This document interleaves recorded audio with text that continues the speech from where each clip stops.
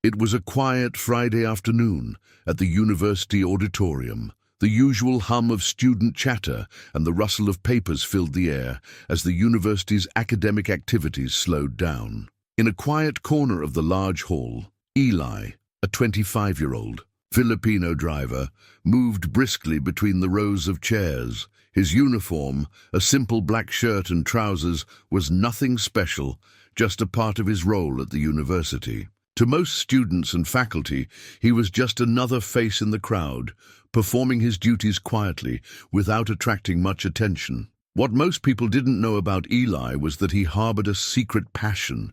He wasn't just a driver. He had a remarkable talent for music, something he had cherished since childhood. During his breaks, he would sneak away to the back of the university auditorium where an old, unused grand piano stood in a quiet corner. There he would lose himself in the keys, letting the music flow through him, bringing comfort to his otherwise mundane life. Growing up in a small town, Eli had always dreamed of a life beyond the limitations of his job. The piano had always been his escape. It wasn't just a piece of furniture or a tool for entertainment. It was his therapy, his quiet place where he could express all the emotions he struggled to verbalize. But despite his dream of becoming a musician, the reality of life had always kept him grounded. Financial pressures and family obligations had forced him to put aside those ambitions and take on the job of a driver at the university. It wasn't glamorous,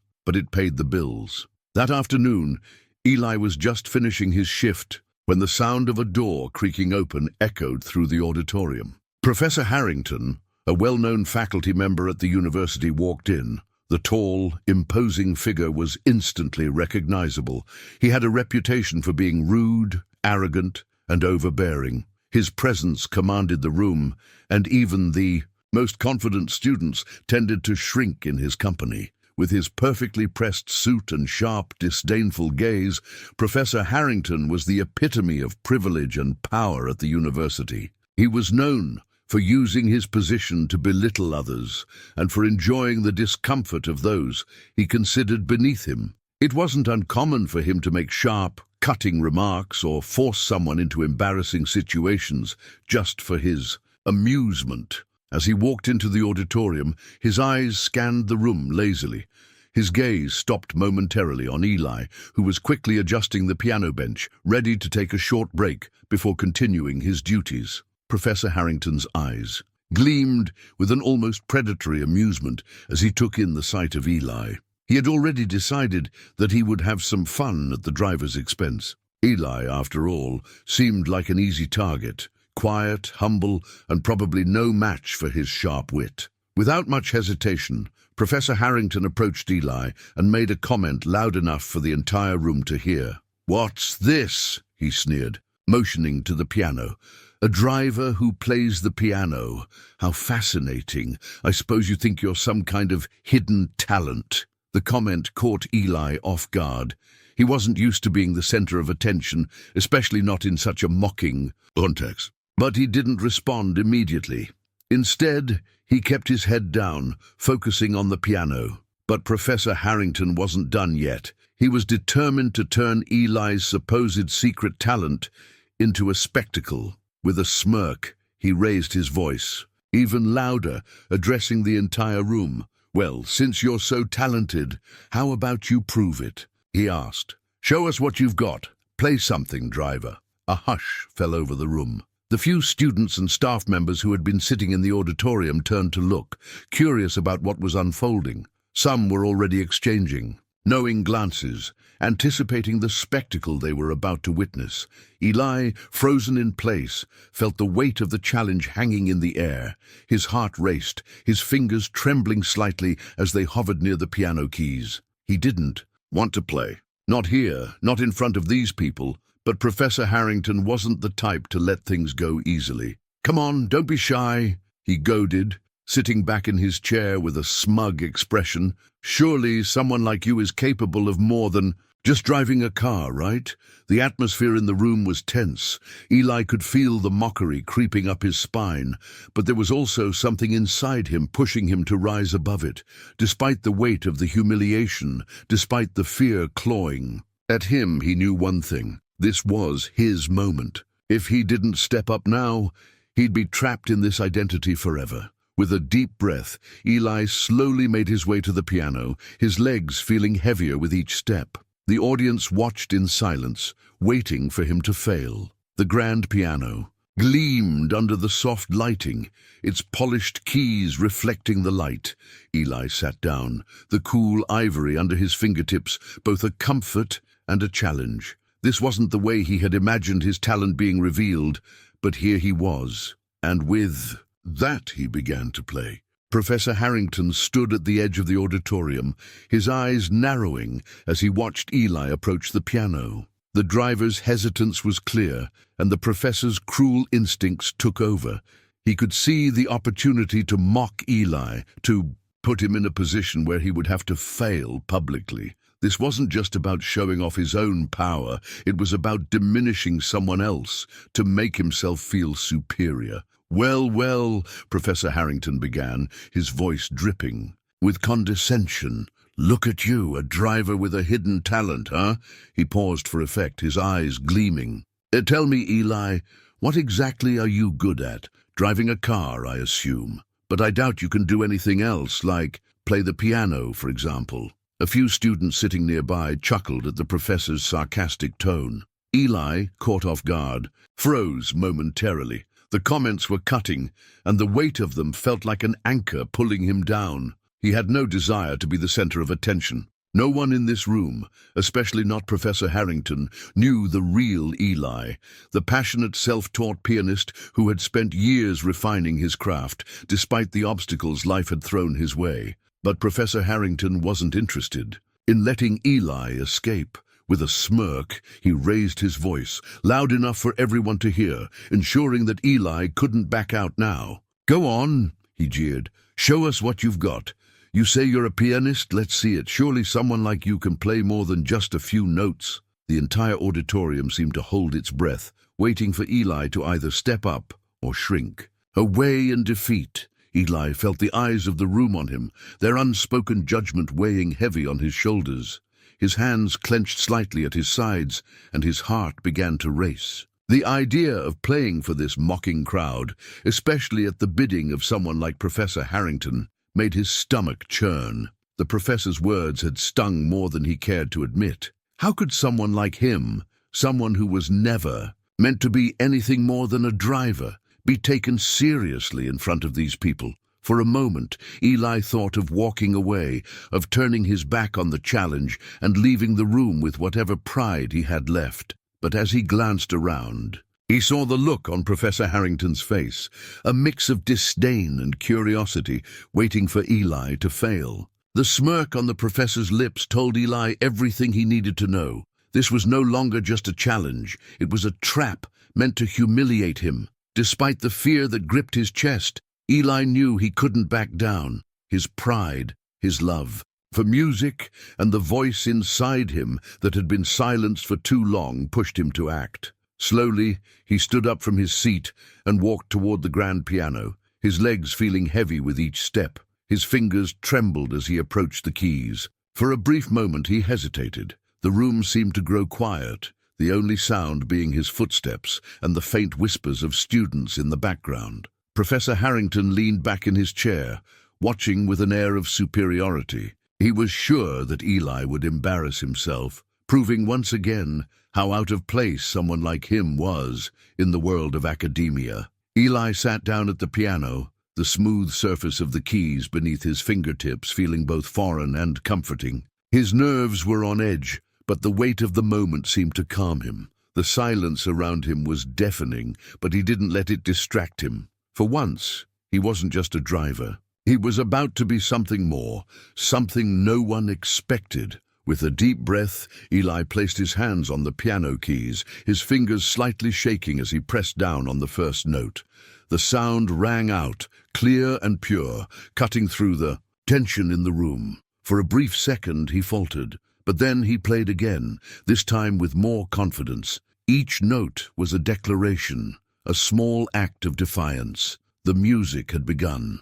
The audience watched with bated breath as Eli sat down at the grand piano, his fingers trembling slightly above the keys. The pressure of the situation, coupled with the mocking atmosphere created by Professor Harrington, was enough to make anyone freeze. Yet despite his nerves, there was something else inside Eli, something stronger than the humiliation, stronger than the sneering faces around him. It was his love for music, a passion that had been hidden for so long, waiting for a moment like this to break free. The grand piano, polished and gleaming in the soft light of the auditorium, seemed to challenge him as he placed his fingers on the keys. His first few notes were tentative, unsure, as if testing the waters, as if trying to find his footing in the sea of skepticism that surrounded him. The room fell even quieter, as though the audience was waiting for him to fail, waiting for the moment when he would crumble under the pressure of the challenge.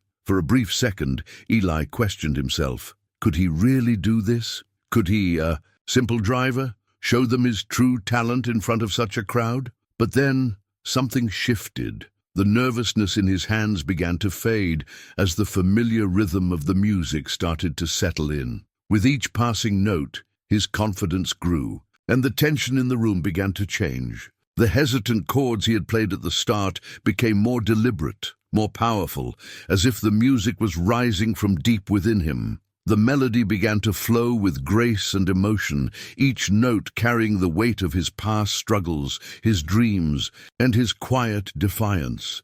The audience, initially indifferent, slowly began to listen, really listen. Their heads turned toward him, their expressions softening as the beauty of the music began to fill the air. The once mocking atmosphere was replaced by a strange reverence, as though the room itself had shifted in recognition of Eli's talent. Professor Harrington, who had been leaning back smugly in his chair just moments ago, suddenly sat up straighter. His eyes, which had been filled with arrogant amusement, now betrayed a flicker of surprise. He watched, transfixed, as Eli's fingers glided effortlessly across the piano keys, each movement more confident than the last. The professor, who had thought this would be a simple moment of humiliation, was now taken aback. He had expected Eli to falter, to play something crude and awkward, but what he was hearing was something entirely different, a beautiful, soulful performance that was impossible to ignore. As Eli continued to play, the room seemed to settle into a collective silence. The usual chatter and the clinking of cutlery faded into the background, replaced by the pure sound of the music. Eli didn't need to look around to know that the energy had changed. He could feel it, the shift in the room from mockery to admiration. The audience, once skeptical and indifferent, was now fully engaged, captivated by the beauty of his music. The melody reached its crescendo, and the final notes hung in the air like a delicate thread, slowly fading into the stillness of the auditorium. Eli's fingers remained on the keys for a moment longer, as if reluctant to let the moment go. His heart raced, but for the first time in the evening it wasn't from fear or nervousness. It was from a deep sense of release, of triumph. For a long, lingering moment, the room was silent. No one moved, no one spoke. The only sound was the soft, resonating echo of the final chord that Eli had played. And then, slowly, the applause began. It started as a hesitant clapping, but as more people joined in, it grew louder, reverberating off the walls of the auditorium. The applause wasn't just a polite gesture. It was genuine, filled with admiration and respect for the performance they had just witnessed. Professor Harrington, now silent, seemed to be the only person in the room not applauding. His expression, once full of smug confidence, was now blank, unreadable. His hands remained clasped in front of him, and his earlier arrogance had faded into discomfort. Even his companions, who had once joined in with his laughter, seemed awkward, unsure of how to react to what they had just seen. But it didn't matter. Eli had done it. He had proven them wrong. The energy in the room had completely shifted, and the once skeptical audience now saw him in a new light, not as a driver, but as an artist, with a talent that could not be denied. As Eli finished his performance, the final note reverberated in the air, leaving a sense of lingering awe across the room. The silence that followed felt like a heavy pause, the kind of moment that could stretch on forever. Then, gradually, the applause began. At first it was slow, almost hesitant, but as more of the audience joined in, it grew into a thunderous wave of appreciation. Eli had done it. He had taken the challenge and turned it into something unforgettable. Professor Harrington, however, was not part of the initial wave of applause. His hands remained resting on the arms of his chair, unmoving. His expression was hard to read, his usual confident smirk now replaced with a look of quiet discomfort. Despite the obvious admiration of the audience, Professor Harrington's ego had taken a blow. The loud, mocking teacher, so sure of his dominance just moments before, now seemed to shrink in his seat, unable to look around the room without feeling the weight of his mistake. Finally, after what seemed like an eternity, the professor raised his hands and began to clap, but it was slow and reluctant, half-hearted at best. His clap was hollow, the sound echoing faintly compared to the full, sincere applause that surrounded him. It was clear that he had been forced into this moment, acknowledging Eli's talent, but with an air of discomfort. His begrudging applause was more out of necessity than genuine respect. Eli sat still at the piano for a moment, the noise of the crowd swirling around him. The weight of the performance, of the moment he had just created, felt heavy in the best way. But despite the overwhelming applause, he didn't immediately rush to bask in the admiration. His response to Professor Harrington would not be one of arrogance.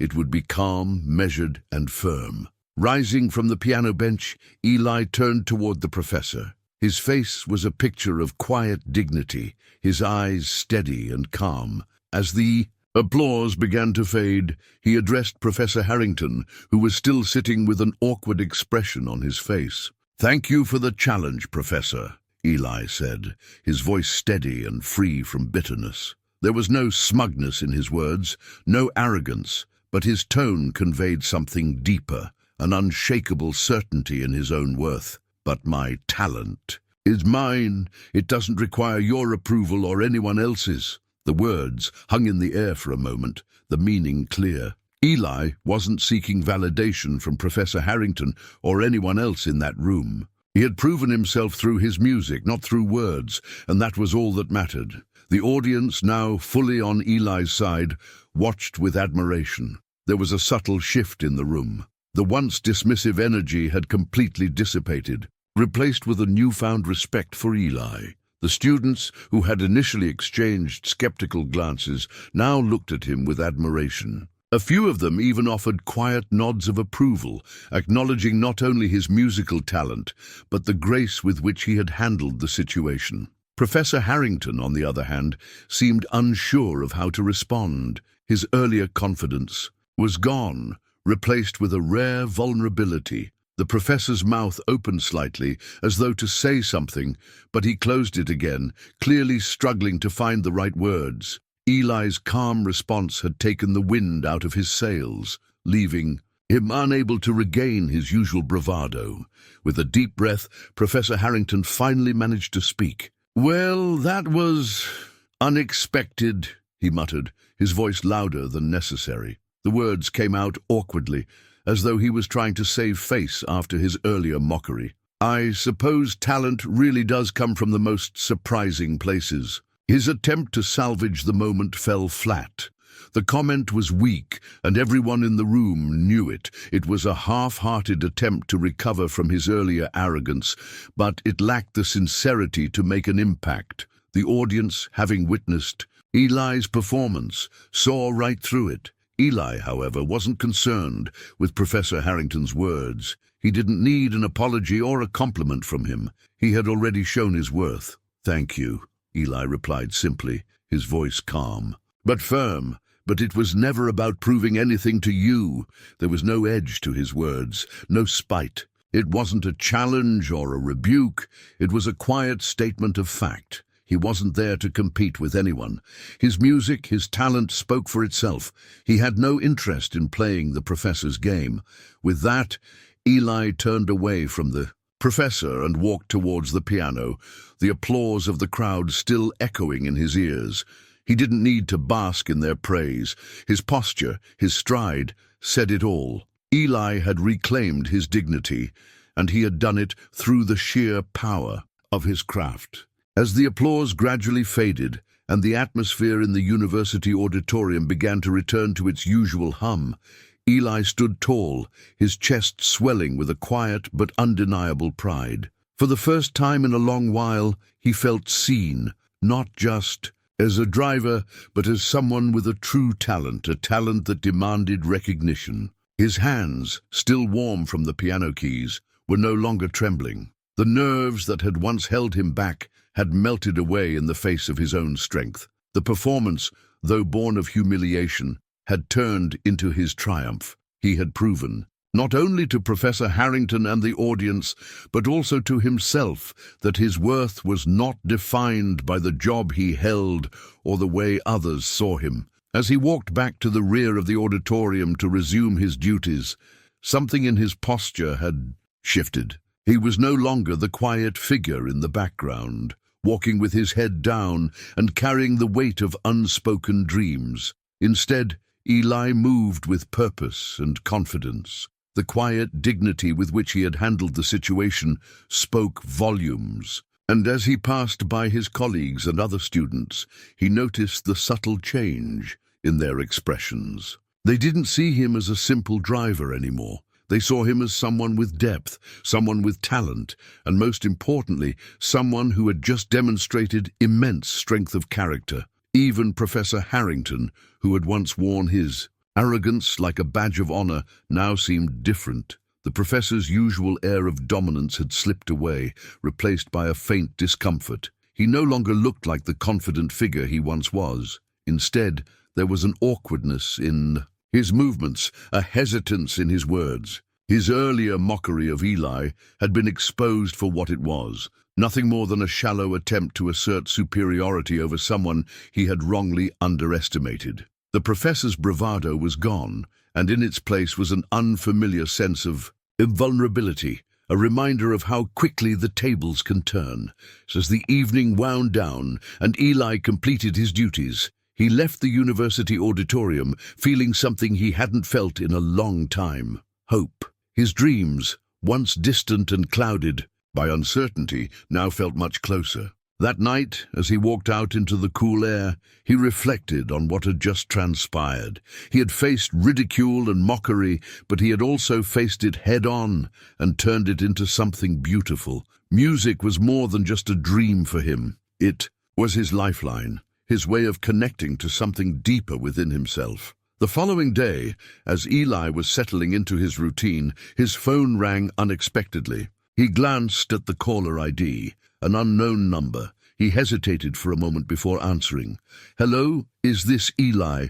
a voice on the other end asked. "I'm Carlos Sanchez, a music producer. I was in the university auditorium last night and heard your performance. I must say I was blown away. I'd love to offer you a chance to record a demo. What do you think?" The words hung in the air, surreal and almost too good to be true. Eli's heart skipped a beat, but he quickly regained his composure. "A demo," he repeated, his voice steady, though inside he was anything but calm. "Yes, I'd love that. I'd be honored." The conversation continued, but Eli could hardly focus on the details. All he could think about was how quickly life could change. One moment he had been mocked and dismissed. The next, he was being offered an opportunity that could bring him closer to his dream. The doubts that had plagued him for years, about whether he was good enough, about whether anyone would ever notice, seemed to fade with the simple truth that someone had heard him, someone believed in him. As the day went on, Eli felt a sense of renewed determination settling within him. He had spent so much of his life hiding his talent, burying it under the weight of his responsibilities and his self-doubt.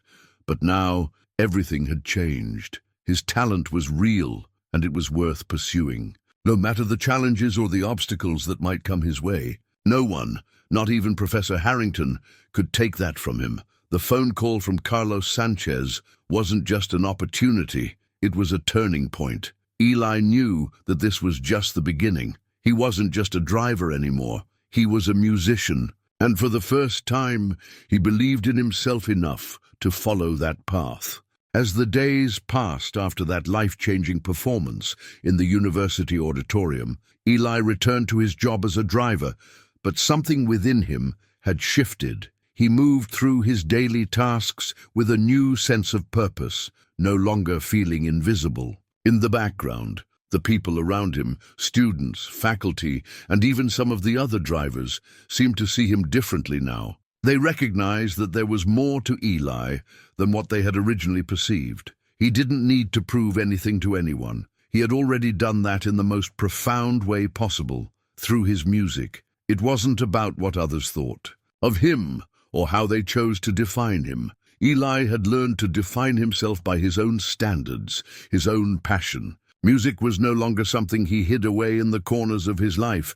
It was now a part of who he was, something he could share with the world when he chose. At home, in the quiet solitude of his small apartment, Eli spent his evenings with the piano that had once been his refuge. The piano, though old and worn, was still his connection to his dreams. As he sat on the worn bench and ran his fingers over the familiar keys, he felt a sense of peace that he had not known before. The sound was still rich and full of potential, even if the piano wasn't as pristine as the one in the university auditorium. It didn't matter. What mattered was that Eli was no longer hiding his talent. He was embracing it, and with each note he played, he felt more certain of the path ahead. That night, as he played a soulful piece that echoed the melody from his performance at the university, Eli smiled softly to himself. He wasn't just a driver. He wasn't just someone who had been mocked or underestimated. He was an artist, and for the first time, he understood that the world didn't have to define his worth. He could do that for himself. The phone call from Carlos Sanchez, the music producer, was still fresh in his mind. It had come at a time when Eli was beginning to question whether pursuing his music was even a realistic dream. But that moment, when he had played in front of an entire room full of people and silenced the mockery with his talent, had changed everything. Eli now knew that the only way to truly fail was to stop trying. The future still held many unknowns, but Eli was no longer afraid to face them. He had a voice now, not just in music, but in life. He was going to chase his dreams, and nothing, not the harsh words of Professor Harrington, not the doubts of others, could stop him. As he continued to play, the music seemed to flow more freely than ever before. The sound of the piano filled the room, not just with notes, but with possibility. Eli had taken the first step toward his music career, and that was enough. His journey was far from over, but for the first time, he felt as though it had truly begun.